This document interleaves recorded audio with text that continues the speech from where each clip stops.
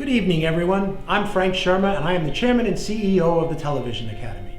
Along with the entire Board of Governors and the Executive Committee, it is my pleasure to welcome you to the 2020 Television Academy Honors. One of our missions at the Academy is to foster, recognize, and celebrate excellence in our medium. Television is unique in that we are invited into the homes of our viewers. While it is an incredible privilege to hold such a space for boundless creativity, it also bears a great responsibility, one that we do not take lightly.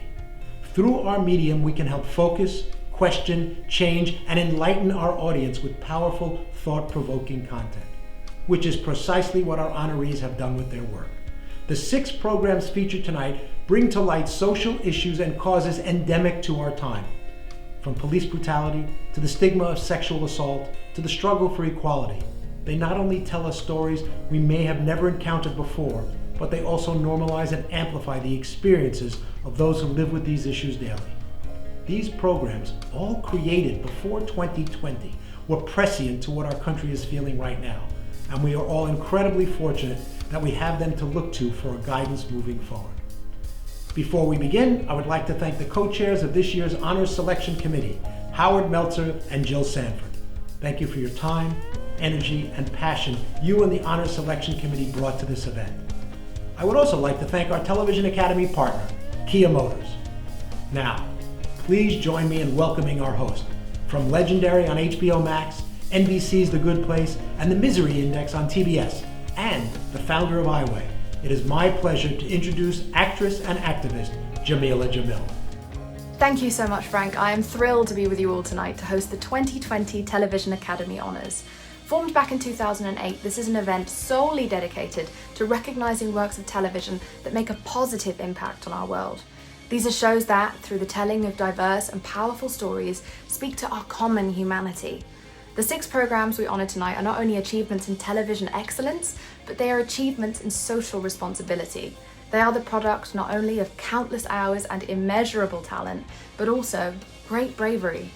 For good reason, some of these issues are hard to face, but the professionals being honored alongside their work tonight are unflinching in their dedication to the truth and to faithfully representing their subject with empathetic and holistic storytelling.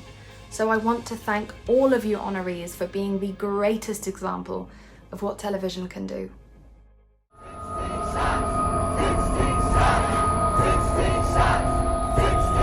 defense of his partner's life and his life, the police had to shoot the offenders. Breaking news from Chicago's southwest side. A 17-year-old boy is shot and killed by police. Never in a million years I would have thought it would have had this type of effect on the city, on the country. What do you mean? There are other people who don't know that what you told us about the rape, that it's the truth. Who? Well, Judith, for one. She said that? And Connor's statement.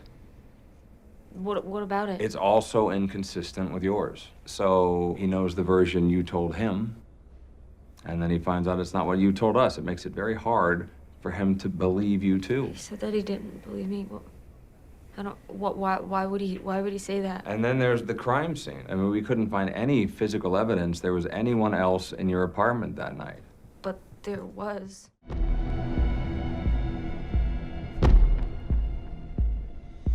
There's a lot on the line. Why on earth did they not report him then? You know, there are many missed opportunities. They knew they needed a better system, and they sat on their hands. This is probably the darkest stain in U.S. Olympic history. Wow. Mister, what have you done? Over 44 million Americans have student loans with a mean balance of over 30 grand and a median balance over 17 grand. And if you don't know the difference between median and mean, your student loans were truly a waste of money. Baby, you listen to me. Listen. If you are out of it, then you are not in the right mind to agree to anything. Do you hear me? And that ain't just my opinion, that's the law. You understand? But my ass, there is no but here.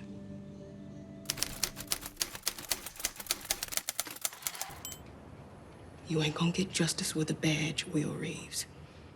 You're gonna get it with that hood. And if you wanna stay a hero, townsfolk gonna need to think one of their own's under it.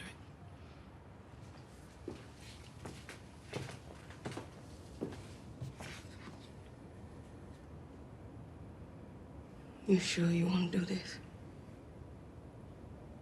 I'm sure.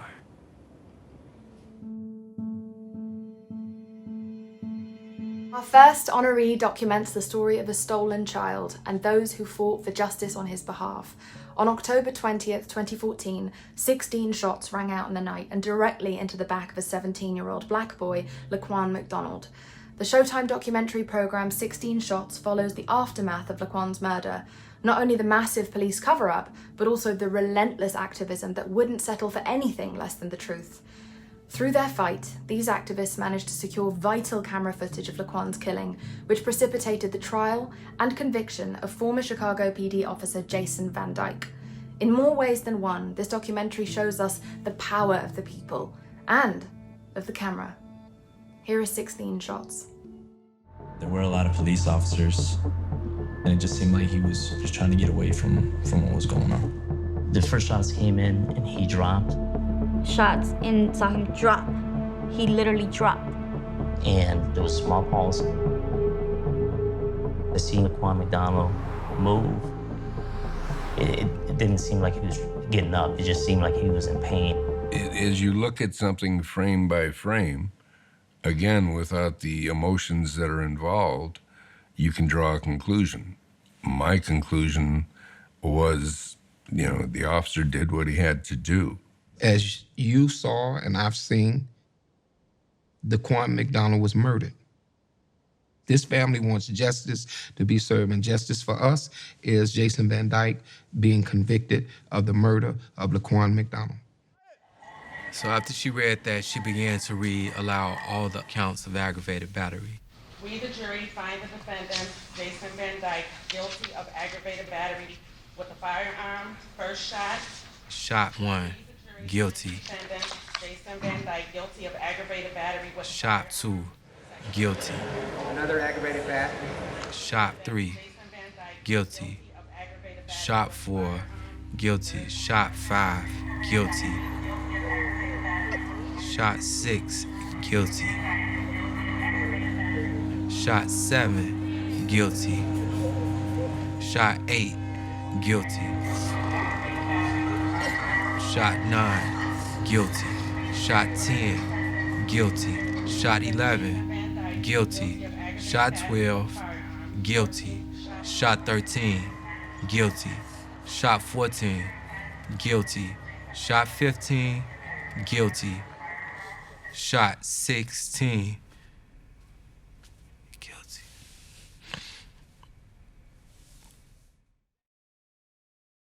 Here to accept the Television Academy honour is the writer and director of 16 Shots. Please welcome Richard Rowley. When Laquan McDonald was shot 16 times by Chicago police, they didn't just murder him. They tried to erase his life and his death. Witnesses were intimidated, evidence was destroyed, statements were falsified, officers lied, and prosecutors, City Hall, and the media went along with the story. There's a machinery in Chicago that erases these cases. In the force's 180-year history, no officer had ever been charged with murdering a black citizen. But this time, the city refused to allow Laquan to disappear. Whistleblowers, witnesses, organizers, journalists, the movement in the streets and the citizens of the city kept the story alive for years, even though justice seemed impossible. It has been a privilege to accompany the city on this journey, and I will never forget the moment in front of City Hall when we all strained to hear the verdict through our cell phones, braced for the inevitable acquittal. As the 16 guilty counts were read, the crowd broke down into tears of disbelief. It was like a tear had opened in the fabric of political reality, and we were stepping into a new, impossible future. Our moment of national reckoning around race and justice is full of political dangers. but also of possibilities I never thought I'd see in my lifetime. Thank you to the Television Academy for lifting up stories like this. It is an honor to be counted alongside so many great projects this year. Thank you, Showtime, for giving this film life. Vinny, we're all proud to be a part of what you're building there. Thank you to Topic and Impact Partners and the Chicago Media Project, to the IDA and Bertha for making this happen, the great Jamie Calvin, the great Jacqueline Suin and Kareem Hodge, Brian and Francisco and the amazing team that persevered over 3 years of production. And most of all, thank you to the movements and the people of Chicago. You've taught us all a lesson in perseverance and grit and hope to see us through these dark times. Thank you, Richard. So our next honoree is a sweeping drama from Ava DuVernay. That, like the family it follows, is more than the sum of its parts. It is at once epic, set in the wide open fields of rural Louisiana, tackling universal issues of family, identity, and trauma, as well as deeply individual. The experiences of the 3 Borderland siblings are unique and thrilling, and fully realize them as compelling African-American characters. Queen Sugar examines how a legacy is shouldered, be it the generational devastation of chattel slavery, of mass incarceration, or what a father leaves to his children, and the unfolding of dreams both deferred and realized. And this series is a dream realized in and of itself. Every single episode was directed by a woman, with every title save one a reference to a black poet of the Harlem Renaissance. Like the contemporary story it tells, the production is crafted with an eye to the past as it forges the future. Now entering its 5th season on the Oprah Winfrey Network, this is the excellent Queen Sugar. I thought I was doing something good for all of us. I really did. But I see that it was just good for me.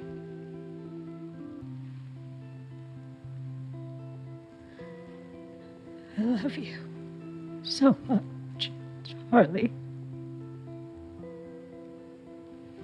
So much.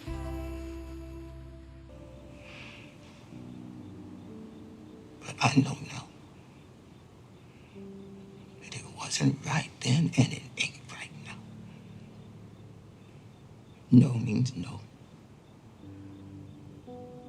Don't matter the circumstances. And even if you don't say no, or can't,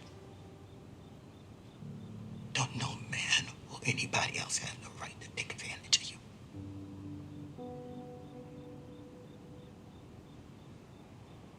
That's rape.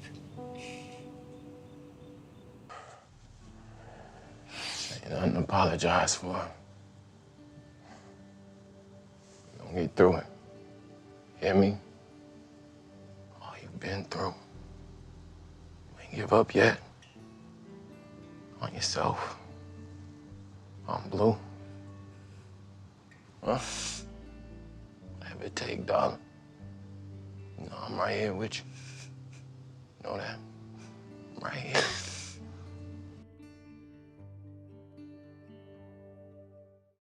Here to accept the Television Academy honour is the executive producer and showrunner of Queen Sugar, Anthony Sparks. Thank you, Television Academy Honors Committee, for this award and for seeing the work that we do at Queen Sugar. We at Queen Sugar, we're very proud of the fact that we tell stories that speak to the joys and the struggles and the love and the triumph of people of color and women in this country. We are especially proud that we speak to the issues and concerns of the Black community, issues and concerns that we have seen amplified to an extreme this year. I want to say thank you to everyone at the OWN Network, Miss Oprah Winfrey, to Warner Brothers Television Studio, as well as our fantastic creator, Ava DuVernay. I also want to salute our amazing crew, our beautiful and talented and hardworking cast who show up every day and put it on the line every day. And I also want to thank our Queen Sugar writers for their imagination and their dedication to this work. Again, thank you, Television Academy Honors Committee, for this award.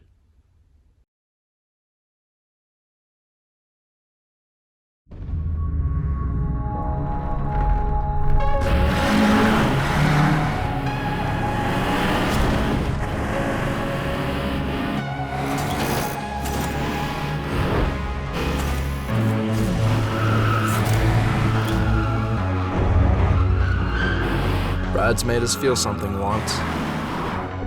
They can do it again. Introducing the turbocharged K5.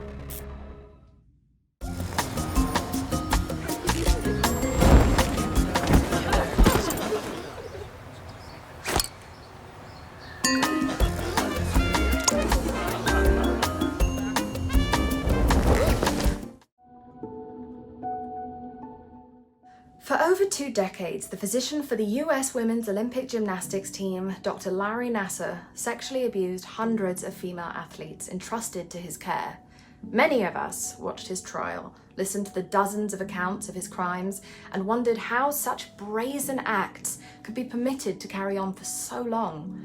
HBO's At the Heart of Gold, Inside the USA Gymnastics Scandal, is the answer to that question. This documentary program examines Nassar not only as the cause, but rather the most egregious symptom of a toxic and dangerous environment ripe for abuse.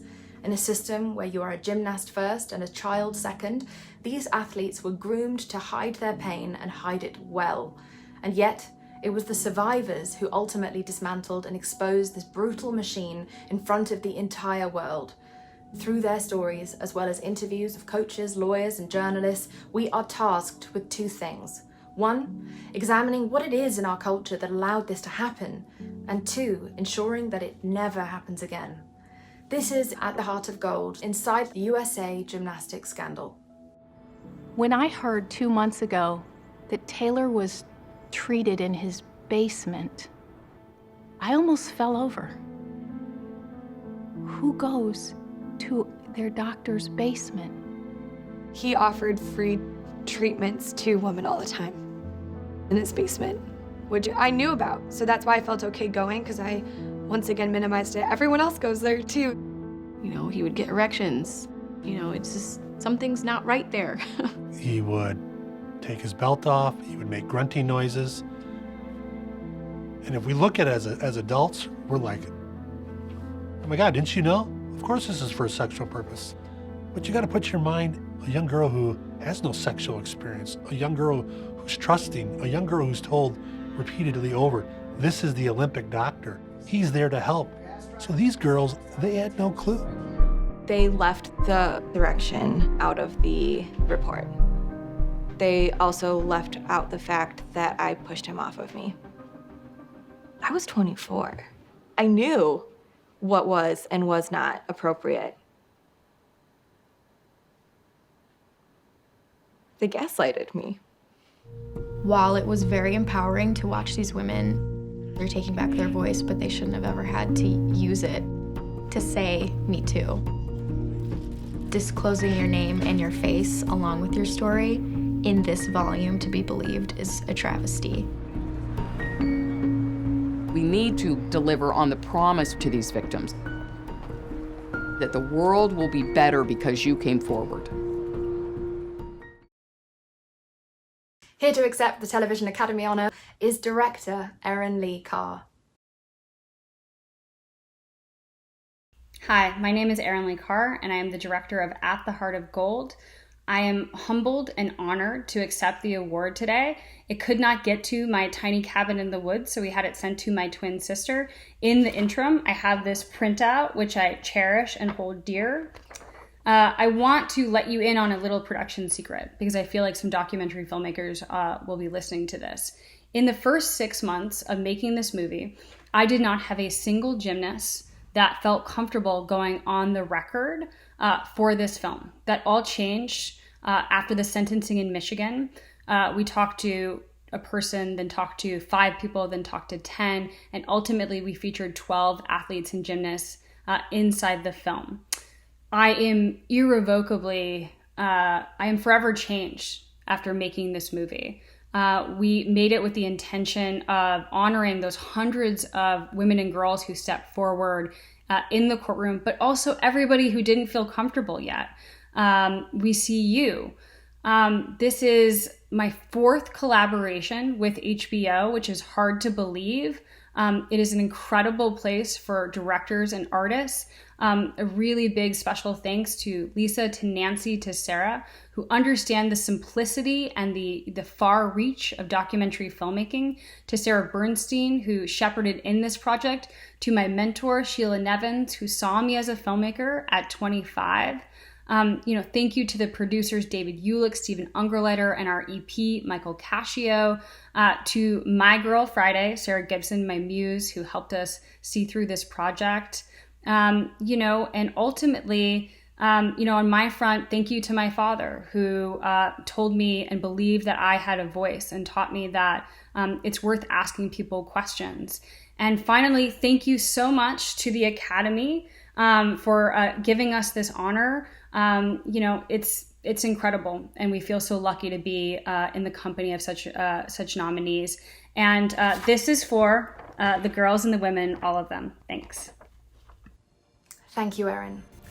Our next honoree is proof that the medium of television in any genre can be a powerful tool for change. Netflix's Emmy-winning comedy commentary series Patriot Act with Hasan Minhaj uses its signature wit and exuberance to deconstruct the issues we face as a society and explore just how in the hell we got there. From mental health to immigration to cricket corruption, and yes, that is a thing, this series tackles it all. It is a show that espouses the idea that laughter is the second best medicine. The best medicine, of course, being free and accessible healthcare with the doctor of your choice. And beyond commentary, the Patriot Act has also had a concrete impact, with host and creator Hasan Minhaj being invited before Congress to testify on behalf of student loan borrowers. This is the Patriot Act with Hasan Minhaj. This right here, this little dot means recycled materials. But it only is this tag. I feel like scammed. It's like if they just put parsley on a steak and they were like, oh, enjoy it, vegans. That's messed up, sorry. But is the shirt hot? I fucking love that Sure, shirt. it's fire, Yeah. right? Sure, it's fire. In 2006, total student debt was under $500 billion. Now, it's over $1.5 trillion, eclipsing both credit card debt and auto loan debt. Yeah, over 44 million Americans have student loans with a mean balance of over 30 grand and a median balance over 17 grand. And if you don't know the difference between median and mean, your student loans were truly a waste of money. Coolant is one of the most expensive liquids in America. A gallon of the cheapest insulin is up there with LSD, Chanel No. 5, and Cobra Venom, which, when combined with a heat source, actually create Rudy Giuliani.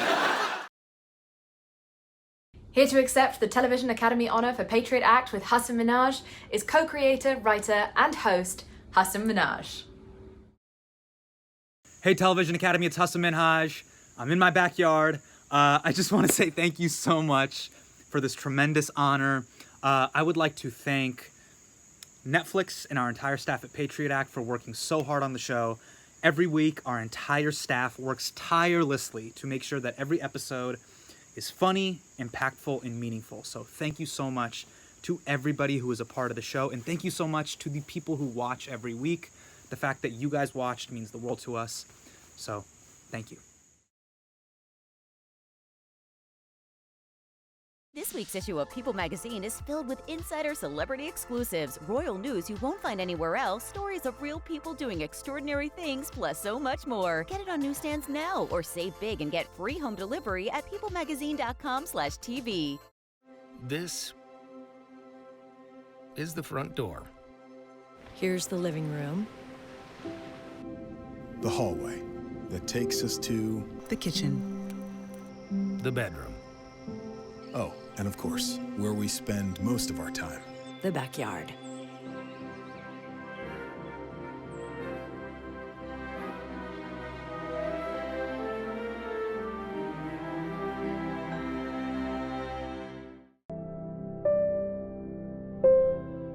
Our next honoree is a narrative limited series inspired by one woman's harrowing true story and the shameful way that truth was so easily dismissed. Through the dramatization of events surrounding the apprehension of a serial rapist, Unbelievable is an indictment not only of the horrors of sexual abuse, but also the stigma, the shame, and the injustice of how victims are often treated by those sworn to protect them.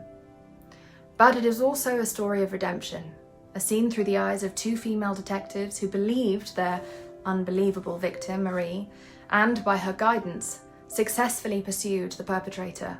Crafted with extraordinary empathy, this series reminds us of one simple thing: to hear the truth, we must listen. From Netflix, this is Unbelievable.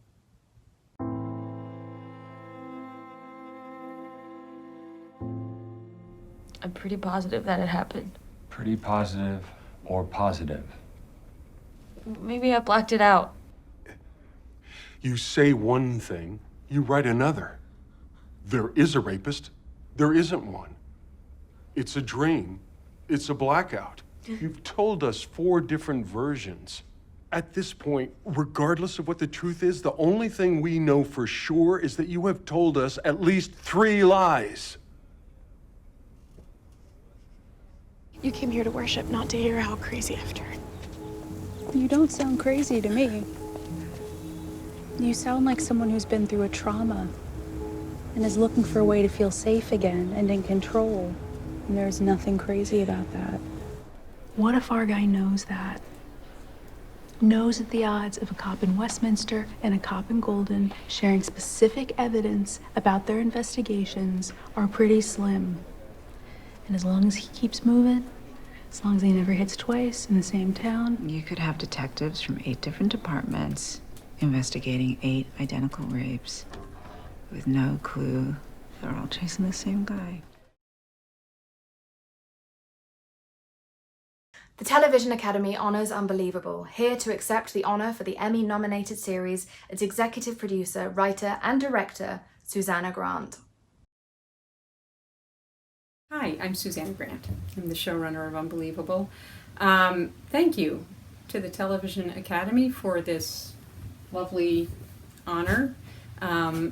What a surprise. I'm coming to you alone from my socially distanced office here in Santa Monica, but it feels really weird and strange and wrong to be accepting this award alone. The show was made very much by a team, and in an ideal world we would all be gathered around here thanking you together, but can't do that. So I'm our designated driver today.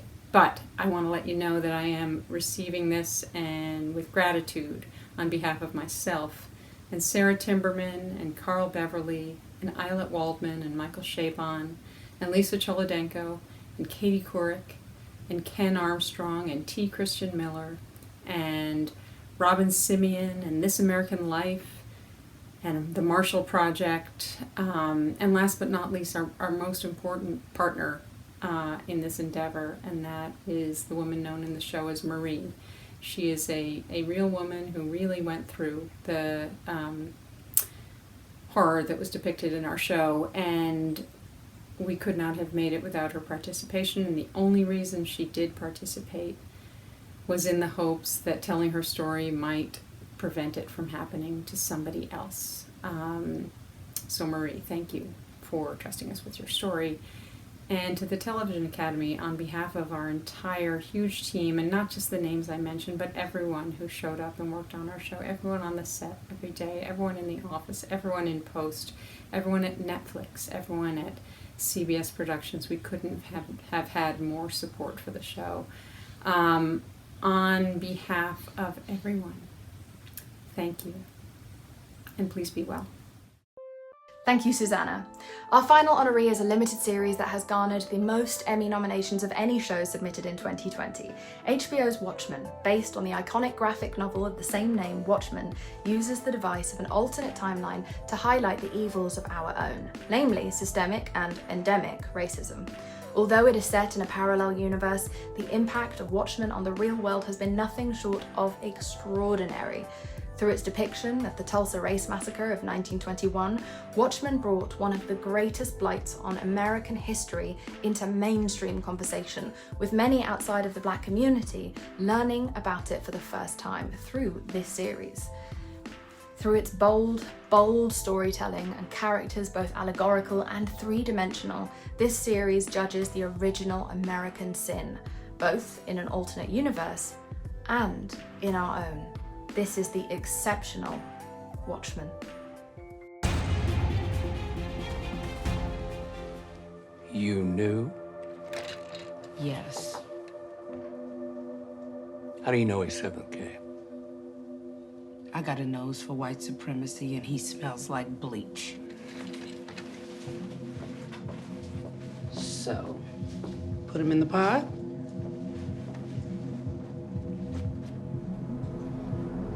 Put him in the pod. What color are those townsfolk? White. Tell me, what happened to the Dreamland Theater, where you watched that picture over and over while your mama played the piano? What the Klan and the fine white citizens of Tulsa do?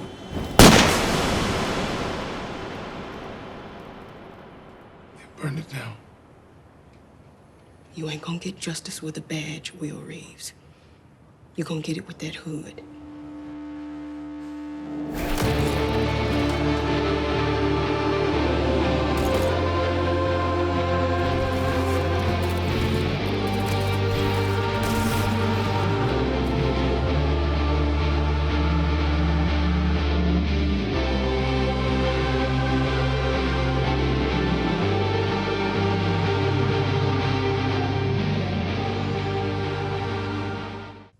Here to accept the Television Academy honor for the 26th Emmy-nominated Watchmen, please welcome executive producer and showrunner Damon Lindelof, as well as actress and the star of Watchmen, our goddess, Regina King. On behalf of the entire cast and crew of Watchmen, we'd like to thank HBO and Warner Brothers for their incredible support, and more importantly, thank you to the Academy for this literal honor. Watchmen began as a comic book written and illustrated by the brilliant artists Alan Moore and Dave Gibbons. In 1986, they upended the conventional wisdom about what a superhero story could be and began to ask how we should feel about powerful men who took the law into their own hands. Their answer? Worried. Very, very worried. Over 30 years later, we are still worried. Worried about what a mask covers up, and worried about what it reveals. For those of us attempting to walk in the footsteps of this great masterpiece, we understood that it had to feel contemporary. We had to have an answer for the most important question any storyteller can be asked. Why this? And why now? And what does now even mean when it feels like time is both standing still and fast forwarding?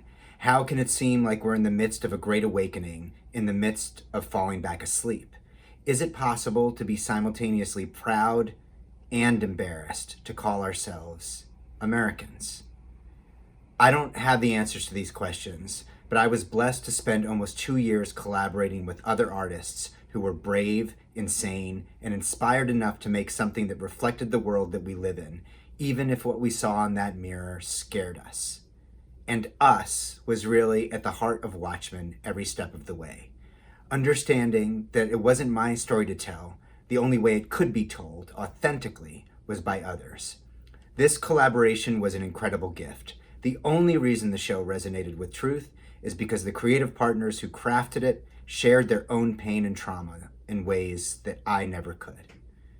I can't think of anything more profoundly unfair than accepting this award all by myself. But as the show's representative, I'd like to use this platform to ask a few things of those of you kind enough to have taken the time to listen. If you haven't, please read the original Watchmen, even if you don't like comic books.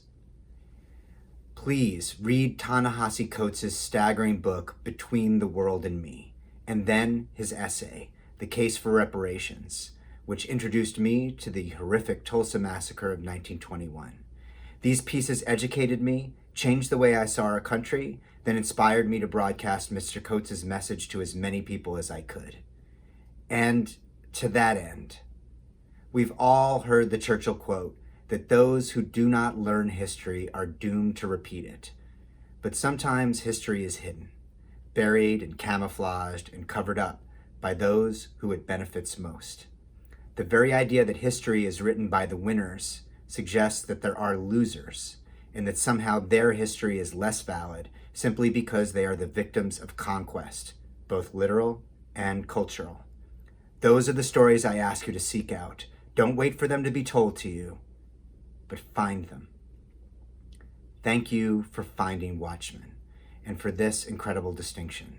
We are deeply and profoundly grateful. Stay safe, stay sane, and God bless. Thank you, Television Academy. What an honor. This does not go lightly on us to be our show to be breathed in the same name with so many other great shows that we love and respect. And for our show to be included in that special group, it means so much, especially coming from our peers. So thank you. I wish we could be here to toast and cheer together, but we are in spirit.